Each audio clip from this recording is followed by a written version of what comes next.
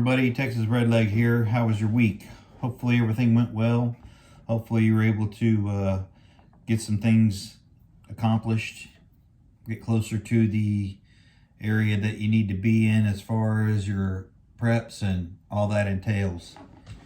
For tonight's video, I wanted to talk about the fact of regrouping on preps, reconstituting things, maybe kind of just circling back and looking at an overall picture of your current situation with regards to your things, your types of things, your quantities, etc. Specifically, what do you have and how much do you need? That's the, $1 million question. How much do you actually need? How much can you handle? How much can you keep on hand? There's a lot of questions and a lot of factors that go into that for each individual person, each individual family, each individual mag, etc. But for this video's purposes, I'm going to run through some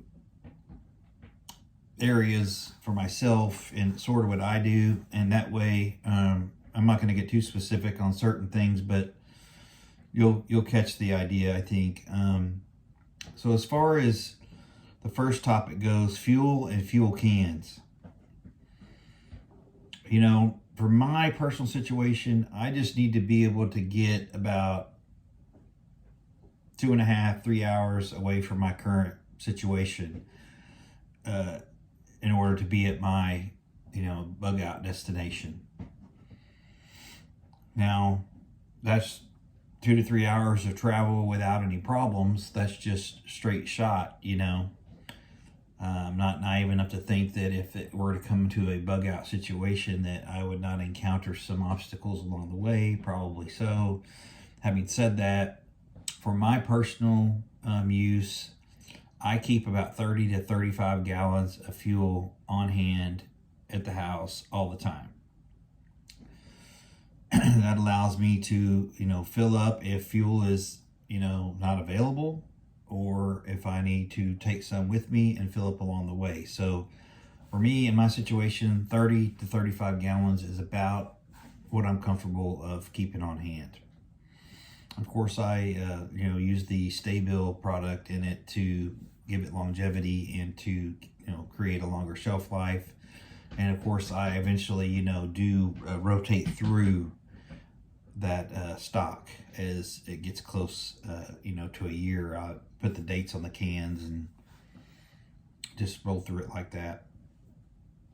The next item is propane and propane bottles. And I'm talking about, the 20-pound tanks for grilling, and then the small little 1-pound bottles. Personally, I keep about, I would say, 6 to 8 of the 20-pounders on hand. And that includes, for grilling under normal circumstances, and then just extra should I run into it. Now, the 1-pound bottles, I probably have about 20 of those. And I also have the refill valve that I can refill a 1-pound bottle off of the big 20-pound bottles should it come to that. So those are really handy to have. I would encourage you, if you've got both types of propane bottles, to get that transfer valve where you can move propane from the big tank to the little tank yourself. It's a huge advantage, I think, and something you probably want to have if you are going to end up relying on propane at some point. Again, how much do you need? That's my stock. I don't really have a rhyme or reason for that one. I just look at it from, if I had to use it for cooking, through the winter, and also to provide heat, that's quite a bit of propane to have on hand if you were to conserve it as much as possible. Now, these little 1-pound bottles, they may last, all night. They're not going to last days, most likely, unless you're turning it off and on and saving it. if you run a heater all night long, if you're way up north somewhere where it gets super cold, you know, you're probably going to need to run that thing all night long just to keep things, you know, from freezing. But down here, it's typically not like that. Down here in Texas, we can, you know, run it, shut it off, run it, shut it off, just to keep it at optimal temperature throughout the night. So you have to look at your own situation. It depends on, again, where you live, geographics, weather patterns, all that stuff. The third one is food and water. You know, everybody's got their own, you know, needs for that type of stuff, limits, minimum limits that they're willing to keep on hand. You know, I am of the opinion that you probably ought to keep about 5 cases per person, and that's just for drinking.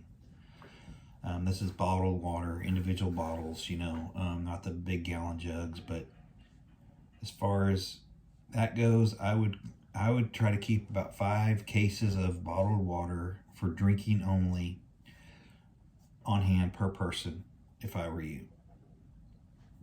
Food, just do the calorie counts. You know, that's the thing. You know, if you're not doing much activity, you can probably get by with 1,000 calories a day, 1,200 calories a day, 1,500 calories probably if you're active at some level. I'm not a nutritionist, but you know, everybody's going to have to learn to conserve and to eat less. You know, I think going forward, if this thing really does what we think it's going to do and cause an extreme hardship on a lot of people and malnutrition as well. So food and water, you know, you have to look at your own individual situation. If you have young children, you know, if you have elderly people, you know, with you, there's just a whole lot of factors there. But I think that each person needs to probably consume, you know, 1,000 calories a day on a regular basis in order to, you know, prosper in that type of situation. Also, don't forget the multivitamins, right? Supplement, you know, where you can for the long shelf life stuff, if you can get a hold of it. As far as me and my food and water, food, I feel pretty comfortable. I could probably go a year at least. Probably a year and a half to 2 years if things were really rationed internally, and people were really, you know, cognizant of the fact of, you know, just eating what you need to survive. Again, it's not a comfort situation, it's a survival situation, and we don't always, you know, get what we want, we get what we need. Fourth group would be meds, and that would be scripts and over-the-counters, obviously. You know, obviously you've got your prescription medications that are critical to, some people it's critical to their health, you know, high blood pressure, low blood pressure, diabetics, etc. There's all kinds of special, you know, drugs out there that people need to survive. And of you folks that have to have those, you need to make sure that you're covered. Go to your doctor and get an extra 90 days if you can, or even more. They might be willing to give you more currently than just 90 days.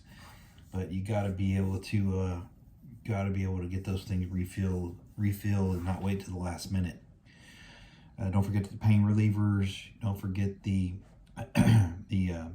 indigestion items. Don't forget the antidiarrheal medications, the cold and sinus, all that stuff.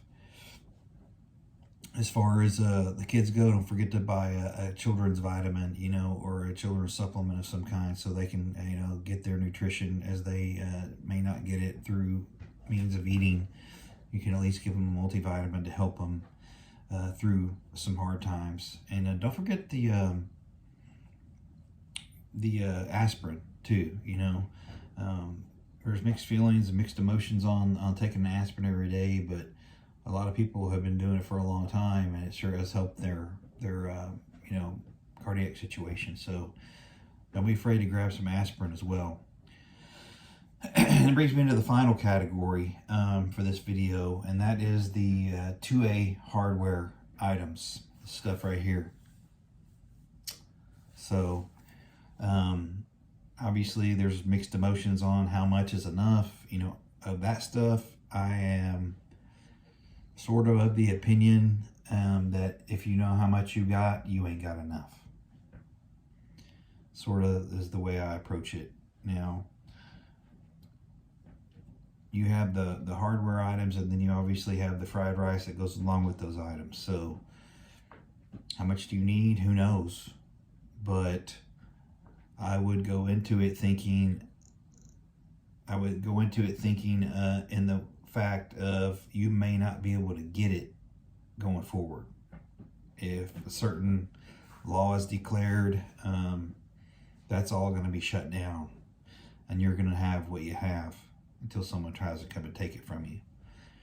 So I would seriously consider the 2A hardware and fried rice stuff, because I know damn good and well there's a lot of you people out there that still don't have anything, and I don't know how you sleep at night like that.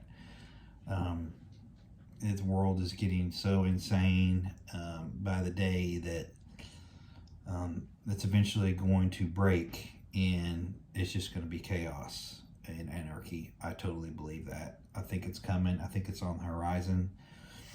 I think once the cops, realize that they need to go protect their own families instead of being out there serving an ungrateful nation for the most part, I think things are going to change quite a bit. So with that, hope everybody is looking forward to a great weekend.